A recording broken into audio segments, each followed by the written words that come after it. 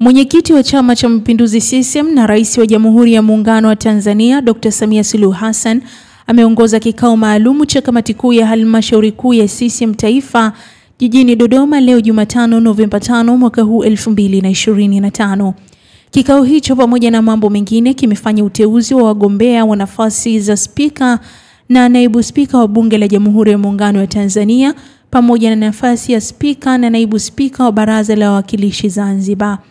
Hapo awali Bunge la Jamhuri ya Muungano wa Tanzania liliweza kutoa wito kwa wabunge wateule kuweza kuhudhuria kikao cha kwanza cha mkutano wa kwanza wa Bunge la 13 kitakachofanyika tarehe 11 Novemba mwaka huu 2025 kama ilivyotamkwa kwenye tangazo la rais, na shughuli zitakazofanyika katika mkutano huo ni pamoja na kusomwa tangazo la rais la kuitisha bunge, uchaguzi wa spika, kiapo cha uaminifu kwa wabunge wote, kuthibitisha uteuzi wa waziri mkuu, uchaguzi wa naibu spika na ufunguzi rasmi wa bunge jipya utakaofanywa na Mheshimiwa Rais wa Jamhuri ya Muungano wa Tanzania Dr. Samia Suluhu Hassan.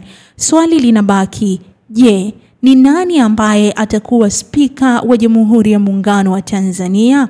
Shusha komenti zako hapo mtazamaji wa Uhondo TV na uendelee kuwa karibu nasi ili kuendelea kupata habari zaidi.